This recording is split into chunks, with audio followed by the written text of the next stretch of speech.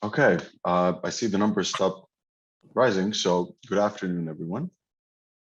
Welcome to our pre-application workshop for our BH signature experiences request for applications pre-application workshop.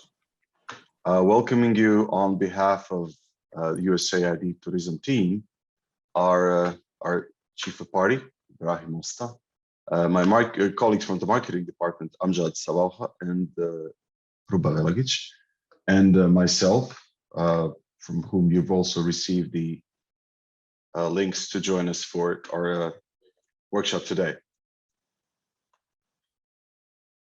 We have given a few minutes to others that wanted to join us, and perhaps some others will, but we should really start the workshop as scheduled. I will be sharing with you a presentation, a very brief presentation that I will give you. And then I will ask my colleagues from the marketing department to also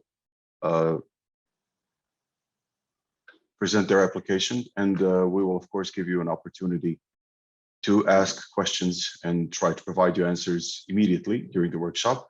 If we're not able to complete any of the questions and give the full answer, then we will be getting back to all the participants that take part in the workshop today.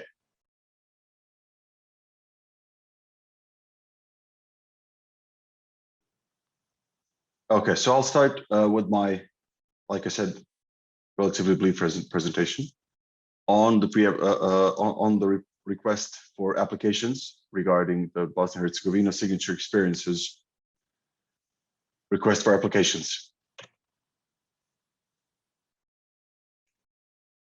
I will be guiding you very quickly through the introduction of our RFA, and then through the process that we will be going through following the submission of your applications. And as I said, at the end, we will give you an opportunity to ask any questions that you might have, and also ask questions that have been submitted to us previously in writing. So the key points of our request for application today, number 2, are that it was issued on February 15th.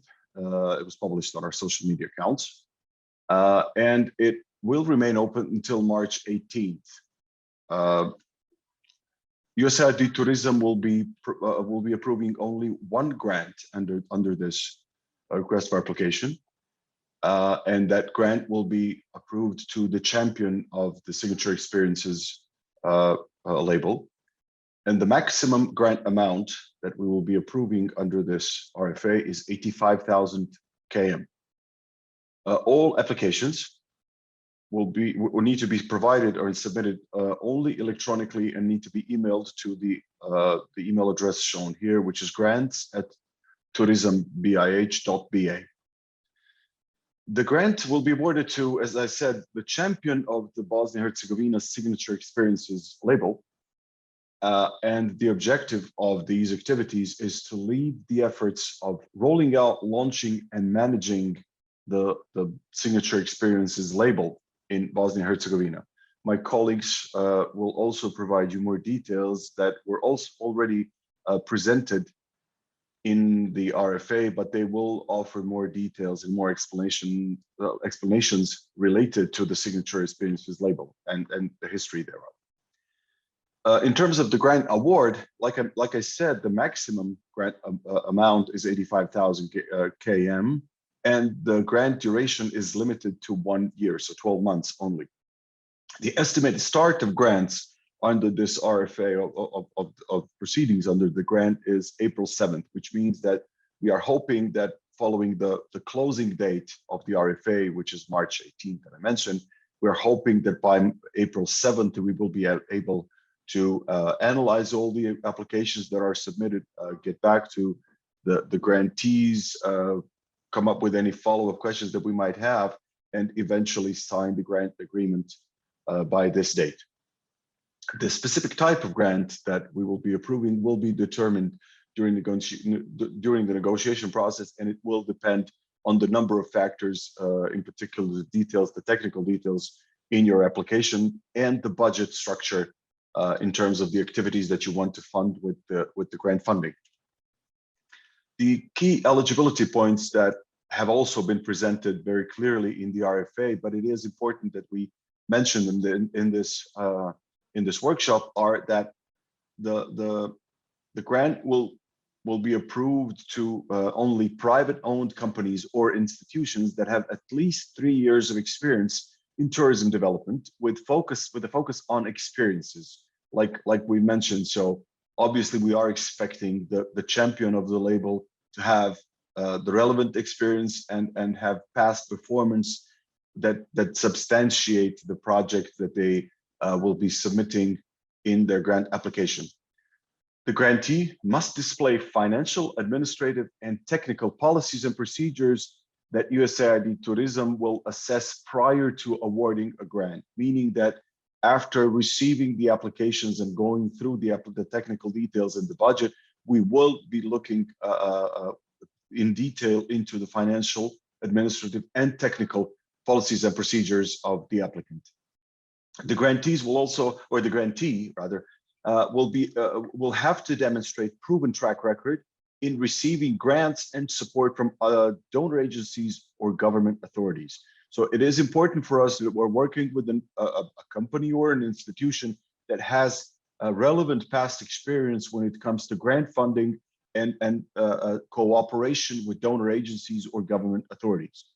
All applicants, when submitting their applications, have to sign the certifications that are part of the RFA annexes, and the last point in time at which these must be signed is prior to receiving the grant.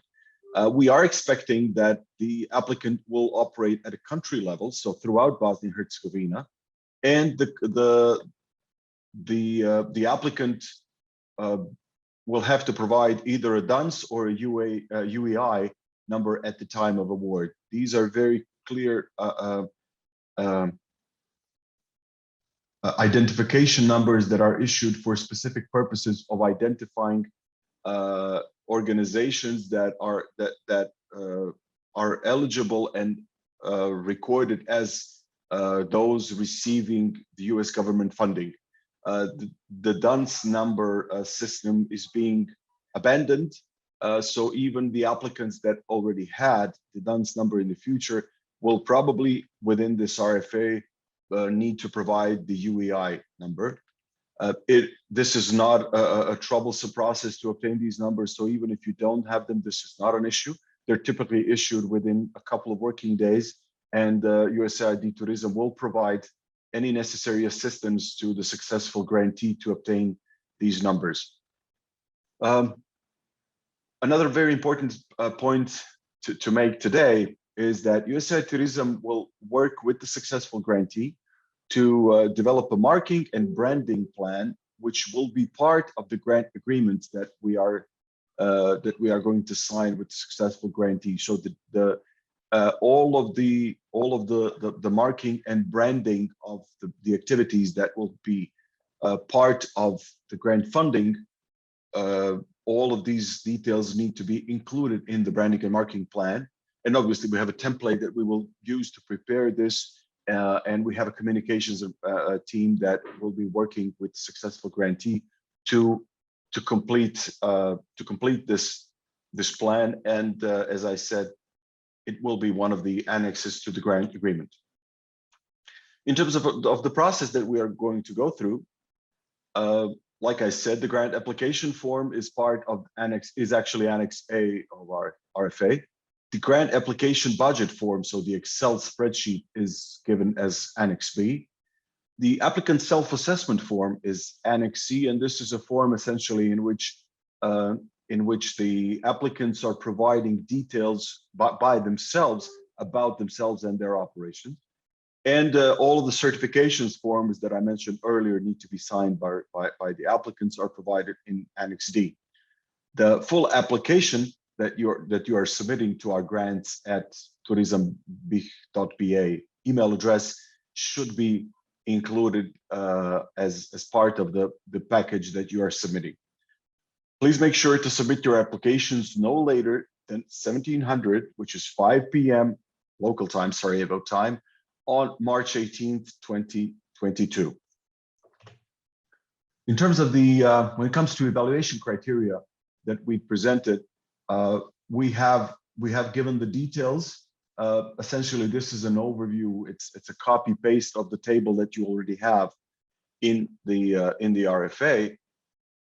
And the RFA also contains very specific details and very specific description of each of these categories. The overall maximum rating is 100 points, and essentially all applications that we receive will be rated based on these criteria, and scored individually.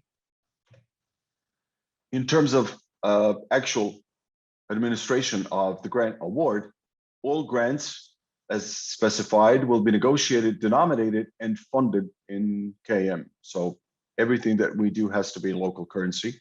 All costs must be allowable, allocable, and reasonable. So it is very important that when you're preparing your budgets, please make sure to go through the details of the RFA in terms of which costs are allowed.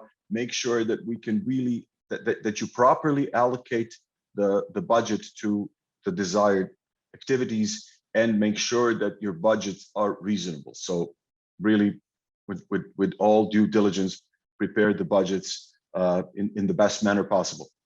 The grant applications, as I mentioned, meaning the wording, the description of your activities that you will provide in the actual application form must be supported by this detailed and realistic budget. When it comes to grantee contributions, they can be either in cash or in kind contributions, which again can be provided by the grantee itself, or other donors that the grantee may have that will join the project. What is important is that USAID Turizam is expecting that the minimum grantee contribution is the applicable VAT cost. The VAT costs are something that cannot be funded, so they're not an allowable cost under the USAID Turizam Grants Program.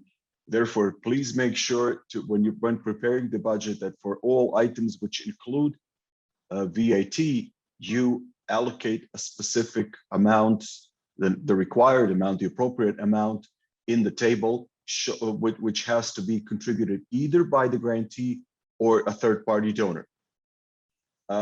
Something that's very important to mention is that USAID Turizam will not pay for any cost of preparation and or submission of the grant application. This is very important to say, because we do not want to get to a position where after an applicant's grant application is rejected, someone complains about the level of cost or the level of effort that they had to put in to complete the application. Unfortunately, we're stating this very openly from the early onset. We are not going to pay for any cost of preparation and or submission of your grant applications. Now, this essentially concludes my presentation. And with this, I would like to offer my colleagues Amjad and Ruba to present their application. And then after that, we can go to the Q&A. Thank you. Amjad, Ruba. Hello, everybody. Nice to meet you virtually. My name is Amjad Salha. I'm the team leader for Destination Promotion and Experience Design component at the USAID Project Turizam. And I have my colleague, Ruba, who's the project manager, project lead for the Bosnia and Herzegovina signature experiences. I will go through a quick presentation. Let me share my screen.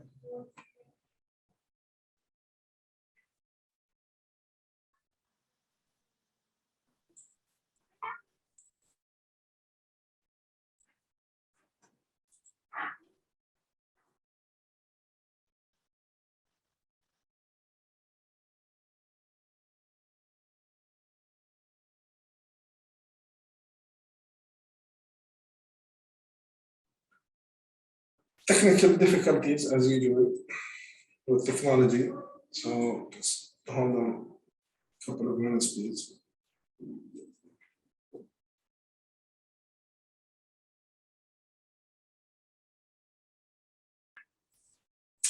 Okay, thank you. As Imana mentioned, this is a request for applications from interested and capable qualified organizations in Bosnia and Herzegovina to apply for a grant to work with us to champion the Bosnia and Herzegovina signature experiences brand.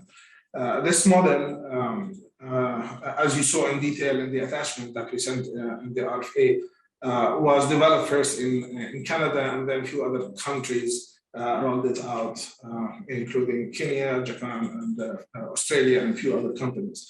The main idea behind this, the signature experience, is basically to celebrate what countries have to offer in terms of unique and special tourism experiences. So that's the most this is the basic idea behind this. It's where we work with the selected champion who will lead the effort in rolling out and promoting and communicating and marketing these experiences in partnership, of course, with the owners or operators of these experiences to the global marketplace, working with the marketing them directly to the consumers or through trade channels and platforms like the local tour operators or travel agency or the international travel agents, as well as international travel media bloggers and influencers who can come and basically experience these products and communicate them to their viewership and readership. The definition for the signature experience, as you can see, it's unique, it's special, it's not easily replicable, self-contained end-to-end experience available for booking directly to an independent traveler or group of travelers. And can be sold through tour operators locally and or internationally. So basically it's open for everybody, whether the consumers directly booking the experience or it is sold through a local travel agent or an international travel agent. The most important aspect is that it is unique.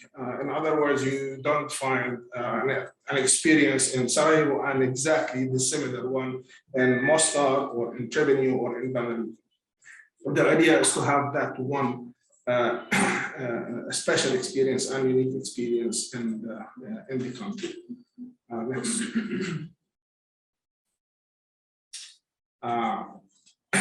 Again, we're talking about our cerebral experiences that respond to traveler aspirations to explore beyond classic tourist paths. The travel trends and the consumer behavior has been changing over the past decade, and kind of it took a sharp turn and kind of expedited as a result of COVID and the whole impact of COVID pandemic on travel and tourism. People now are looking more towards experiences as opposed to things to see. They want to have immersive experiences, special experiences, immersive experiences, experiential things that can take them closer to the nature, closer to the people where they can learn and feel important and impactful within their environment.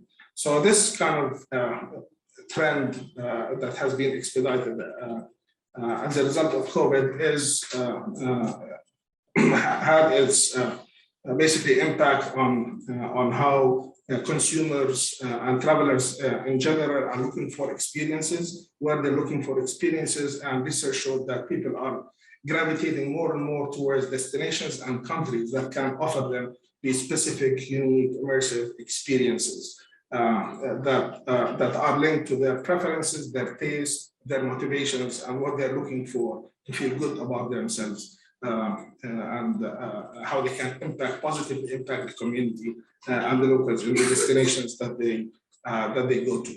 Next one, please.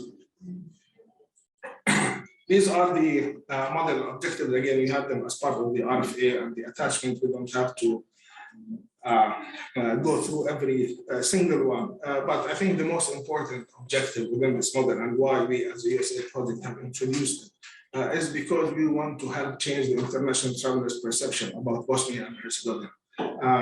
Most of you know that people look at Bosnia and Herzegovina then under the lens of history and war, and the perception is that it's still a travel destination. Others look at Bosnia and Herzegovina as a maximum 2-day destination. There's nothing really here to see and do, other than maybe come to Sarajevo, do a couple of things and go to Mostar, the bridge, and you're done. And that is reflected when you look at statistics that the average length of stay, even in 2019, the best performing year for tourism was 2 months. But Bosnia and Herzegovina has much more to offer. And this is one of the tools and tactics we are implementing or introducing in the project in order to inform the potential visitors and the travel community around the world, whether they're consumers or trade, that the country has so much to offer. Not just in terms of things to do and sites and attractions, but in terms of signature experiences, unique experiences that they cannot see anywhere else in the world. So that can help improve the attractiveness and the appeal of the destination in the international marketplace. Next slide, please. So this model basically talks about the travel experience categorization.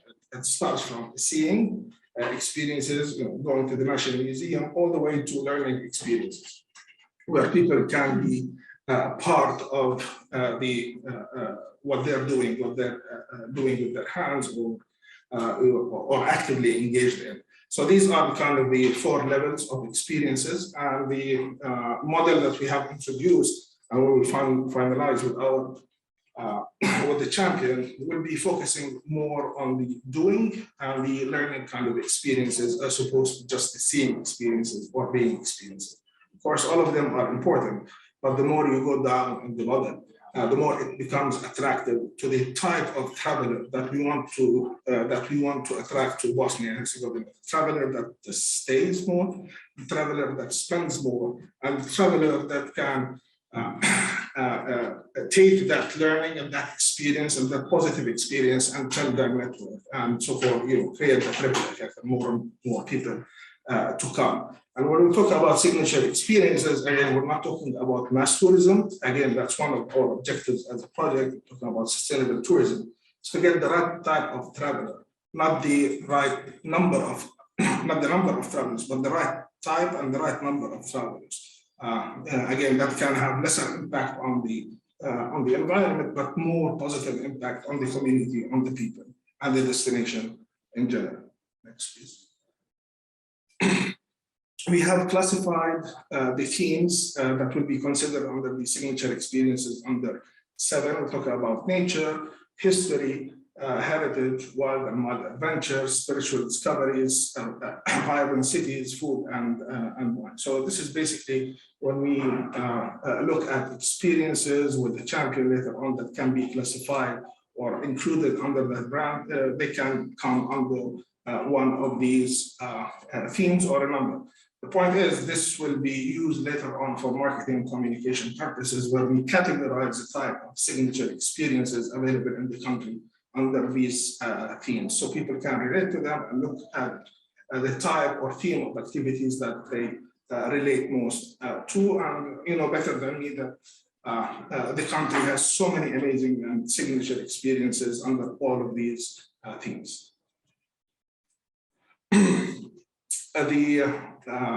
The envisioned timeline, basically, or launch, rolling out of the signature experience starts with identifying a local champion. And Emmanuel talked about the process. We want a local, capable, qualified organization with experience and the whole business of tourism experiences, and tourism products, marketing, promotion, and so forth. So the first step is identifying that local champion, award the champion the grant, and work them hand in hand through the rolling out process. That starts with finalizing the criteria for selecting experiences. We have drafted, as you probably saw in the attachment, that we said kind of the broad criteria that we have defined for selecting signature experiences, but we will work with the local champion on finalizing them and developing the marketing and communications plan. So how we can basically take these signature experience into the international marketplace, and then start identifying and incubating the first experience. Again, this is what we envision, but not necessarily happen. But we think that the first phase, instead of pulling a public call for signature experiences or people with or suppliers of experiences to basically apply, we would be with the champion identify and select signature experiences that we know from our experience that they are ready and qualify as signature experience, because that is kind of a quicker process. And we talk really here, signature experiences, ready to market experiences, successful experiences, and we can use them as a prototype and incubator to start the process of communicating what the company has to offer internationally. So we select 10 to 15 of these ready experiences. We work with them on the marketing and promotion, support them. We reach out to the trade and use them as a case study. So we started with these guys over a period of 6 months, for example. This is the result that we have achieved. This is the increase in sales, for example, or increase in profit, or the impact it had being part of that brand. And then we start the process of rolling out applications for other interested businesses to apply to be part of the signature experiences. One thing to note here, that we, or the champion basically, will not be responsible solely for the marketing and promotion of the signature experiences. The champion will support taking these signature experiences into the international marketplace, so people can look at it as an additional sales and distribution channel. If they're being marketing or promoting their experience at a local level, we can help them reach the regional and international markets. If they have been selling and marketing only to the consumers, we can take their experience and start selling it through international trade, international tour operators and travel agents, and vice versa. If they have been solely working with the tour operators, we can help them reach out to the consumer. At the end of the day, we want to ensure that this brand is used effectively and efficiently into improving the positioning and the brand of Bosnia and Herzegovina in the international marketplace. And that will reflect directly on the selected signature experiences in terms of more business, better revenues, more profits, and so forth. And others who can see this model and how successful the experiences under the model, and try to replicate it by enhancing their standards, enhancing their quality, and improving their ability to market and promote and sell their products and experiences. Next, please.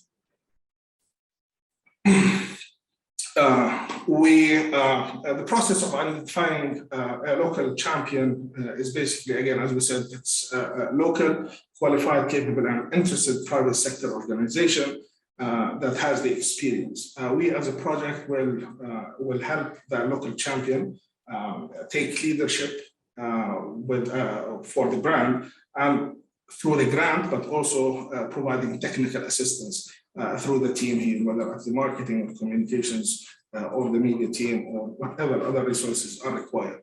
The most important aspect of working with local champion is the whole business of sustainability.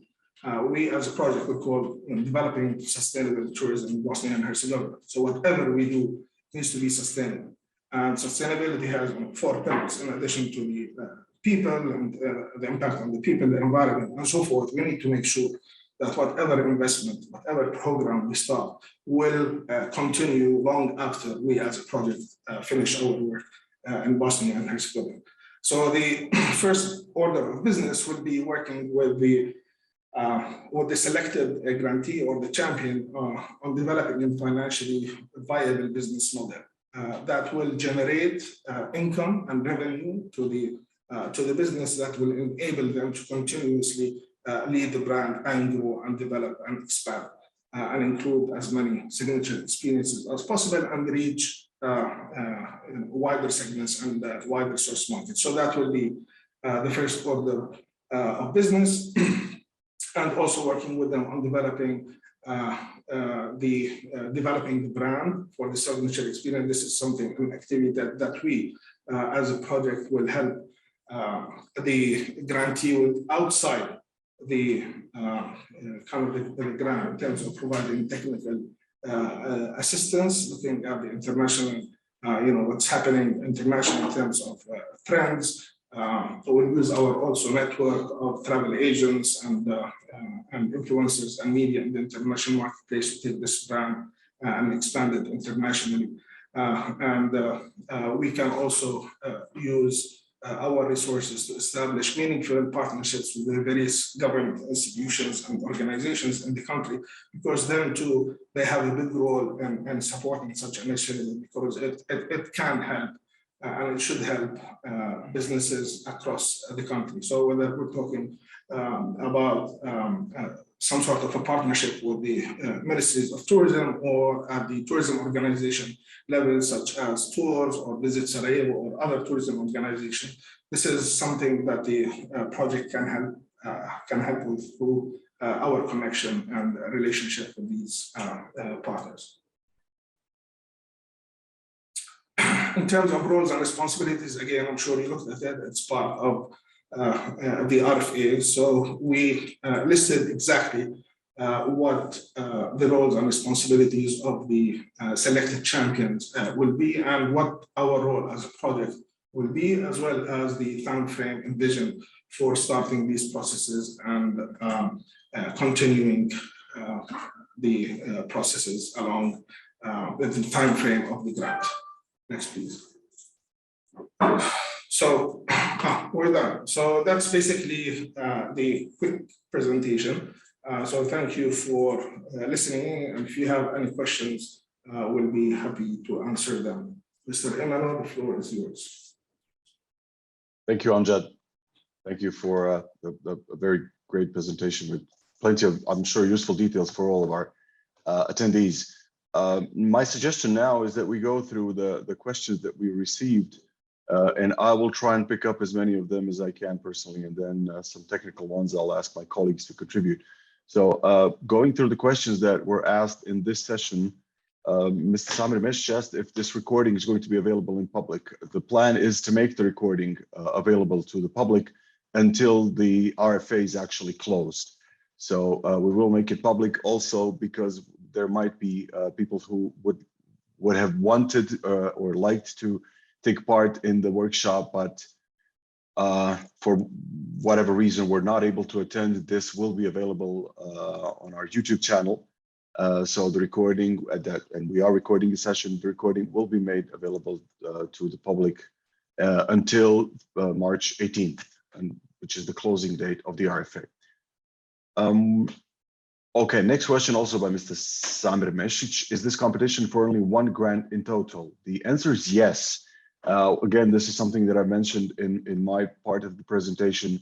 USAID Turizam will be approving only one grant under this RFA, and it will be, like Amjad very clearly explained, will be made to the champion of the signature experiences label. The UEI and DUNS number question, another from Mr. Mesic.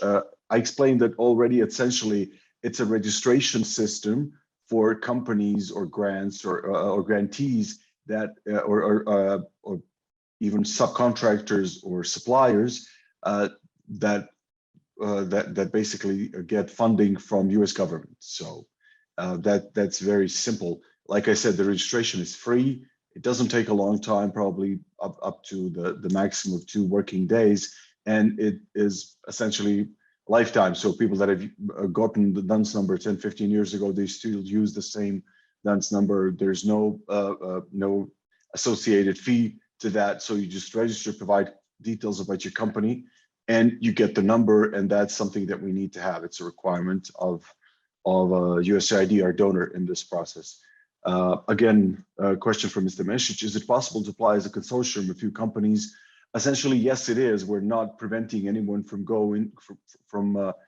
forming a consortium, but we expect to receive an application from an institution that will be leading the consortium. So essentially, you can present the leading applicant, or the applicant can present other companies as its partners, but we will be considering obviously the applicant as the main organization, but are willing to take into account the experience that other partners that are proposed in the application bring to the table. Natasha, sorry, I don't have the last name here, is asking, is VAT considered contribution? Yes, it is, and it is the minimum contribution. So whatever we're buying as part of this grant, whatever we're printing or whatever paying for any other service or goods, any associated VAT is the minimum contribution. So we are expecting and welcoming other contributions from the applicants, but the bare minimum is the VAT cost. Again, the next question, essentially I've answered it, was the minimum percentage of contribution, and also are direct taxes eligible for cost.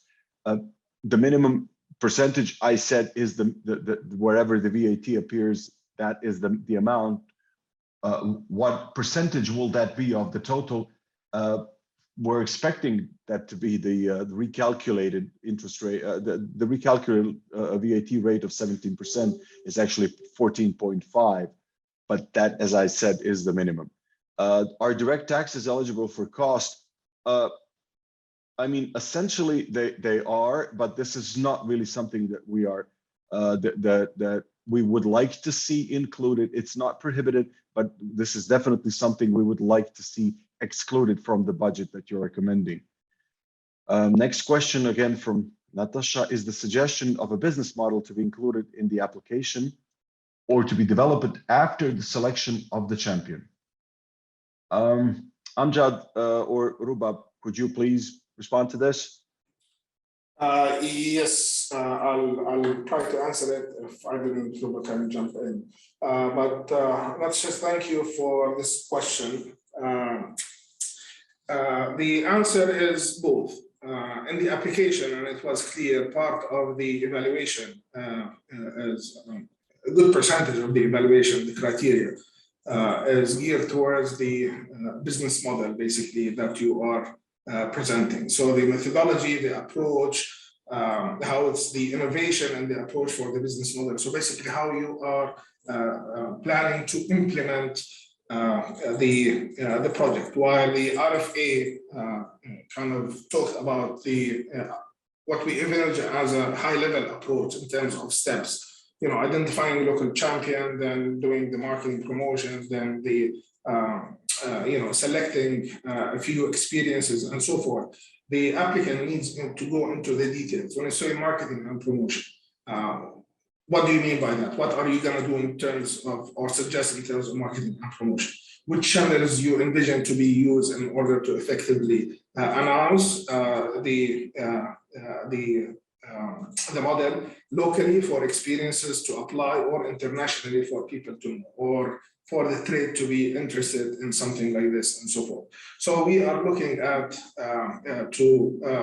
we'll be evaluating the proposals based on the methodology and approach you are finalizing, or you're suggesting for the grant application. That said, another important part of it is the sustainability aspect, and specifically here we're looking at the financial sustainability. So we expect the applicant to show in detail, more or less, how they see this being a sustainable project with the grant support, but more importantly, after the grant. For example, some of the grant money, instead of being used for operational costs, salaries, and so forth, which is recurrent, and again, the grant is for 1 year, so the grant money can be used for a kind of infrastructure projects such as a website. So you pay it once, and the maintenance fees can be a recurrent cost afterward, but it will be minimal. So in that sense, you look at strategically and efficiently using the grant money in setting up the business and the business model, and look at how it can help to generate revenue, so that in the second year, third year, fourth years, and so on, it will be predominantly be income generating activity, so that will help in the sustainability. So this is the kind of thinking that we want to see from the applicants, to show and to prove more or less to the committee that you're thinking from business perspective, that it's going to be sustainable, it will generate revenue, at least to make it sustainable and running for a few years. Of course, if you'll be able to generate profit, that's excellent, because why would a private sector enter a business just to break even? So again, this kind of, we need to see the thinking behind the activities that you think should be included that will generate revenue. Based on that, we can take you, when we select the champion, we can look into later on possibly expanding this business model, detailing it out. So the initial phase will be looking at the thought process behind the business model, the sustainability, revenue, generating activities, and how you're thinking innovatively in order to effectively implement the project and get the international and local attention behind it. Then we can work on the business model. If the application from the start presents a very solid business model, we will not go into that process with the applicant. But if there is a need, we can work on kind of finessing the business model to ensure sustainability. Thanks, Amjad. I hope that answered the question. So I'll be moving on.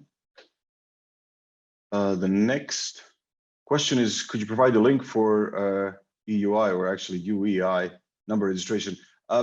Yes, but we will provide this link. This is also tied closely with the SAM check, which is the system for award management used by the US government. And it's a system through which we have to run all potential applicants or all applicants that become potential grantees. So when we get to that point, the successful grantee will be provided, as I said, the link and all the necessary assistance for the purpose of obtaining the UEI number. Next question from Mr. Almir Jelic. What are high priority adventure products in Bosnia-Herzegovina?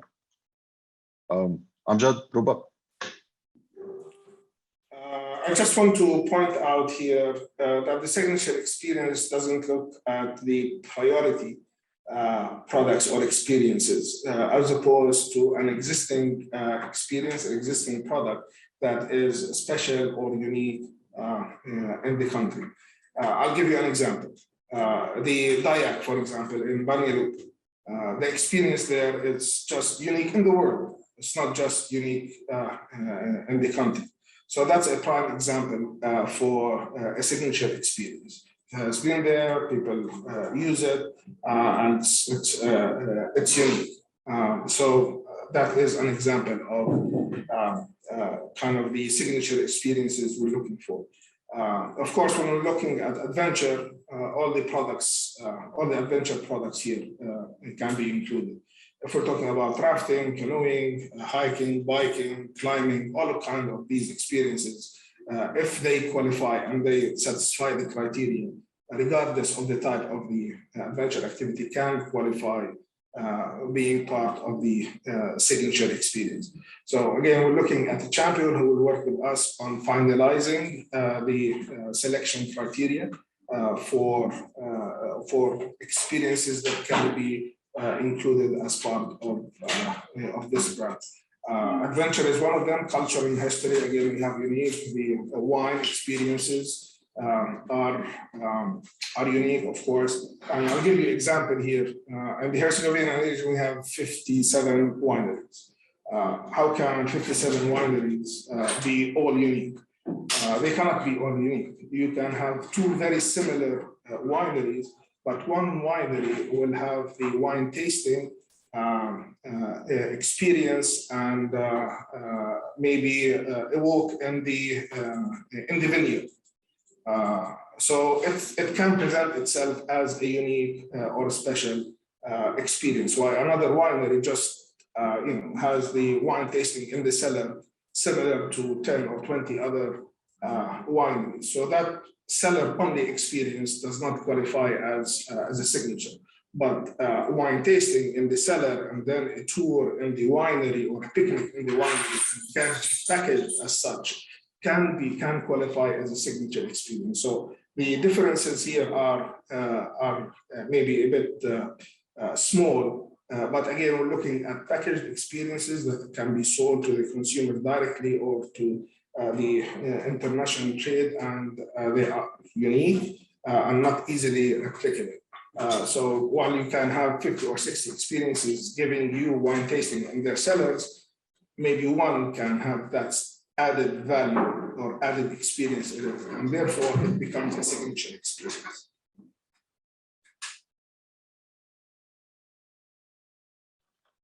Okay, thank you. We have some just under 10 minutes, but I think we can cover all the questions that we already have, that we still have. The next one being, can a public institution, local tourist organization be a partner in more than one project if they are applicant? Well, I have to be very clear on this. Public institutions cannot apply. They cannot be applicants. They're not eligible applicants under this RFA. Whether they're partnering with other applicants, which are private institutions or companies, this will not be an issue. So if we have 3 different applications and one a public institution is a partner for all 3 of them, this will not be an issue for us. But the public institution as such cannot be an applicant under this RFA. Next question from an anonymous attendee, as I see it here, says, should the business model include as many signature experiences as possible, or rather just a few? Amjad Oruba, could you please pick up this one? Well, it depends on the business model and why. Ideally, we need to include as part of this program as many signature experiences as possible. And by definition, since they are signature, they are different and differentiated from each other. So we will not be replicated. So the more of signature experiences, the better.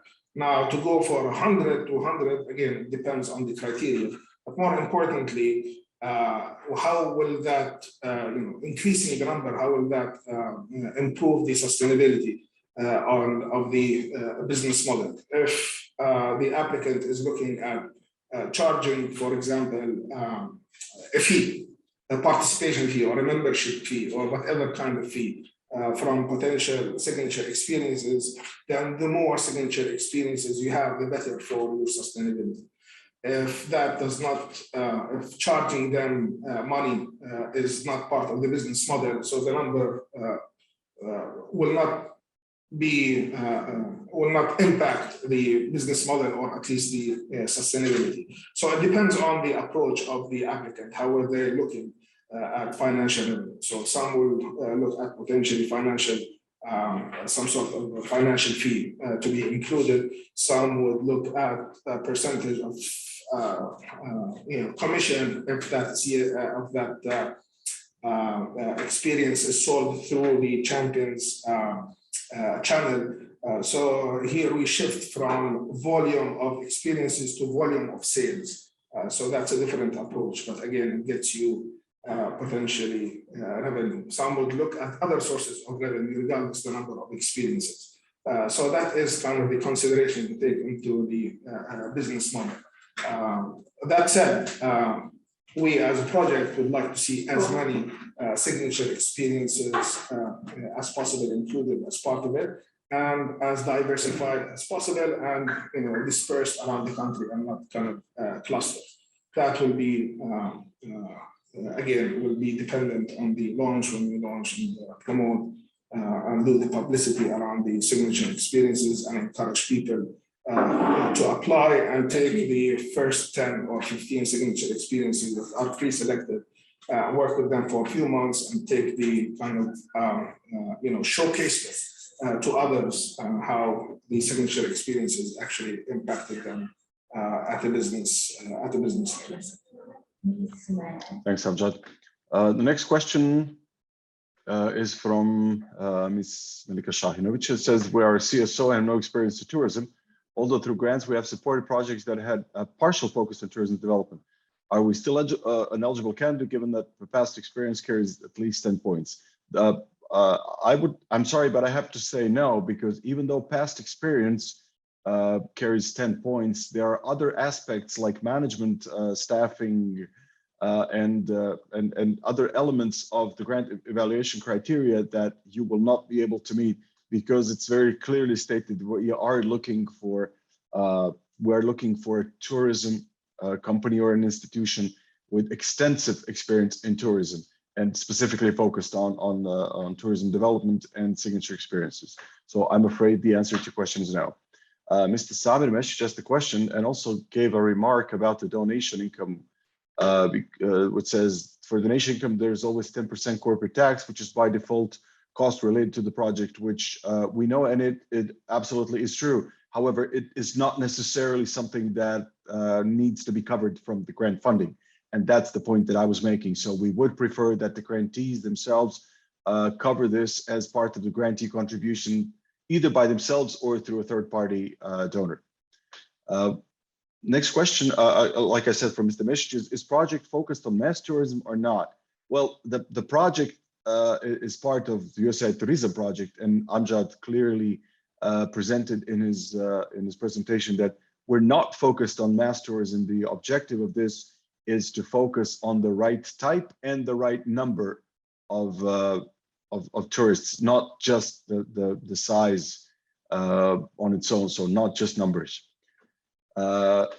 Next question from Natasha again. If I am understanding it correctly, the champion is responsible for creating, upgrading experiences, incubating it, preparing it for markets, while the providers are to sell themselves on a B2B market. Is this correct? My understanding is yes, but Amjad, would you just confirm this?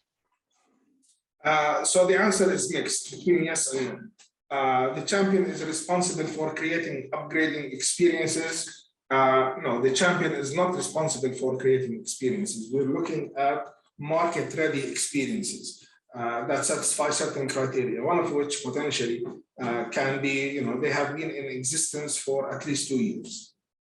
So the idea is for the champion to go on a PR campaign at the Bosnia and Herzegovina level, encouraging experiences, tourism experiences that satisfy certain criteria to apply to be part of the signature experiences, where the local champion will help them promote their experience locally, regionally, and internationally through consumer channels, trade channels, and media channels. So again, I give an example of the DIAC. The DIAC is an ideal signature experience. It's there. It has been there for a few years, and it has been sold.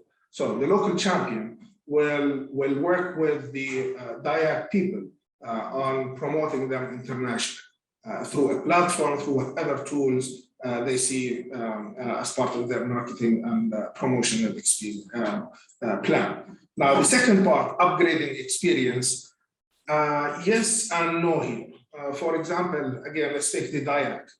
It's created, it's already in business. But if there is room to slightly improve the quality of the experience, yes, the local champion can be part of this in giving them guidance, as opposed to creating or upgrading the experience. So the financial cost associated with that will be on the signature experience provider themselves, as opposed to champion. The champion will be responsible mainly for promoting the signature experiences in the international marketplace, whether through digital and social media, online channels, trade channels, or media channels. That's the kind of the main bulk of the work of the champion. In addition to that, the local champion can regularly, for example, hold some workshops or seminars on how you can improve the experience, on quality, on standards, on communication skills, things that can enhance the delivery of the experience so that it can, get more satisfied clients and get better in terms of ranking and satisfaction levels. They can they can go out to other donor agencies and request support related to, again, increased promotion and marketing. They can do some networking with the local stakeholders, DMOs, tourism organizations, and so forth, to make sure that these signature experiences or whatever marketing platform the local champion will create will be part of Visit Sarajevo, for example, a platform, or tours, or other tourism organizations. So these are part of the activities that can be done.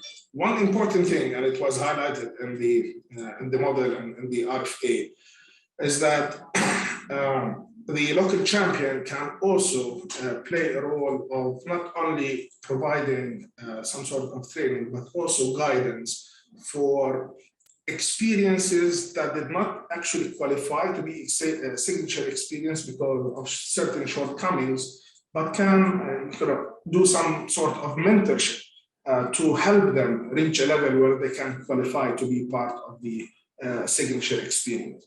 So again, that is something the local champion will be responsible for, and that can be looked at as part of upgrading, but we're not investing financial resources in upgrading the experience as opposed to providing guidance and mentorship on how those experiences can be improved for better results, for better appreciation, or to be included as part of the signature experience.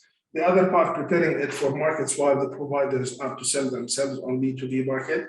Again, because you're not responsible for creating or upgrading per se, but your role is to support them and expanding their sales and distribution channels in the international marketplace. They will continue selling their experience on their own, but you will provide additional channels, additional ways through which they can sell internationally. You can provide guidance, you can provide mentorship, you can provide other means of support where they can replicate or expand their experience to accommodate a bit more people, or increase their operational capacity or operational time. Instead of being seasonal, they can be year-round, and so forth. Again, we're looking at B2B market as well as B2C market. So to wrap up, and this is very important, thank you, Natish, for bringing this up. The local champion will not be responsible for creating experiences. The local champion will be searching for identifying experiences that qualify as signature experiences, and work with them on promoting them internationally, B2B and B2C. And to some extent, if some experiences qualify, they are unique, but don't qualify as a signature experience, they can provide support and mentorship to basically improve their standards and quality or some operational aspects to be a signature experience. The local champion can also to go to the extent of possibly providing some financial support through other channels, like another donor agency, to work with a certain supplier, a certain experience provider, so they can cover financial costs associated with upgrading the experience to the level that it can be incorporated under the signature experience brand. So it's a marketing and promotional tool, basically for the signature experiences, with some support in terms of mentorship and connecting them with potential donor agencies for some sort of support. Thank you, Amjad, for this detailed explanation. We have unfortunately exhausted our time, but because we have just 3 more questions, I will cover these 3 very quickly. Mr. Mesic asked if would regionality be a criterion. Often we focus on Sarajevo Canton when designing products, naturally because of the airport and accommodations. What about rural and countryside areas? The answer is yes, because we are expecting the applicant to work and cover the whole country. So regionality is a criterion, and we expect the whole country to be included. Next question from Mr. Jelic. Can video production and advertising plan via social networks be part of the budget? The answer is yes, but it depends on the business model that you will be proposing. So we're not going to say no, because this is something that is eligible in terms of allowed costs, but the focus will not be on this, but rather on the overall business model that you will be proposing. And the last question from the anonymous attendee, as shown here, is where can we find the application form, and is it enough to just send DUNS number, or does it require some certification? Okay, well, the application form is available in our RFA. For those of you that might not have it, just please send your emails to grants@turizambih.ba, the email address from which you received the link, and I will send you the link to download the full RFA, and the RFA includes a downloadable application form. In terms of whether or not is enough to just send DUNS number, does it require some certification? Well, you just need to provide it, but you can provide the DUNS number only after you've been registered and certified. So when you send it, that's all you need to do. We will do everything that we need to do from there on. Okay, wonderful. Well, that closes our list of questions, and Natasha is thanking us for the replies. Unfortunately, okay, let me read Natasha's question in full. I will inevitably have some more questions, so there is a deadline for submitting questions via email, and will answers be published or answered directly? Unfortunately, the deadline for submission of written questions has already passed, because we've set the deadline earlier, and we've had some questions that were asked in writing, which I will cover right now for just a minute. But essentially, we've exhausted the option for asking and answering questions. The questions that we've had that were submitted from Mr. Grabic was, what's the minimum or maximum period? We've explained it's 12 months. At one point, the second question is, at one point in the call states that you will suggest potential locations for implementation, and we must also list them in the annexes. Does this mean that the locations we choose are final? Can you recommend us which are the most interesting locations for you, and where we can find interesting and successful BiH brands? Well, we're looking for a champion that really knows the market, so we are expecting to receive the recommendations from you. No, the recommendations that you make will not be considered final, and we will, if we believe they are that your application is good and that we can move on in the next steps in terms of negotiating the grant, then we will discuss this as well. The third question that Mr. Grabic sent is it is stated that we must present the experience of staff and payroll, given that engagement of our employees on the basis of service contracts. What is relevant for us in this regard? Do we have to undertake to hire a person with an employment contract in the project? We're not insisting that you hire a person with an employment contract, but we are insisting that your business model presents sustainability, and this is something that we will be looking at. So this will not be an eliminating factor, but please bear in mind that sustainability after the year of funding by the grant is one of the considerations that we will be looking at. And the last question for today was a question asked by Ms. Berchkalia. Again, it's a question on the consortium eligibility for application, which is something that I've answered before. So we can accept applications from consortiums, but we will be considering the lead applicant as the actual applicant. We can take into consideration the resources and the experience that other members of the consortium are bringing to the table, but this needs to be very clearly presented for all members of that consortium. We have some thank yous, and I thank you. for your attention and the questions that you've asked. Thank you for spending, well, a bit more than an hour with us. We hope it was fun. I'd like to thank also my colleagues, Amjad and Ruba, and Sabina, who's behind that nice USAID logo, for their support, because I mean, it takes a very nice group of people to make this work. Thank you, Ruba, for turning on the camera and waving to our guests.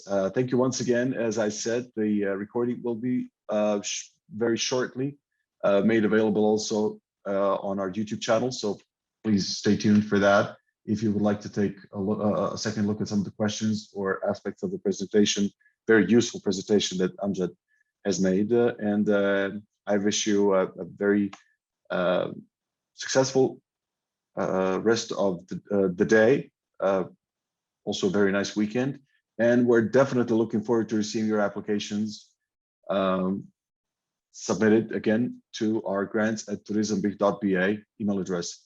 On behalf of my colleagues and myself, thank you and goodbye.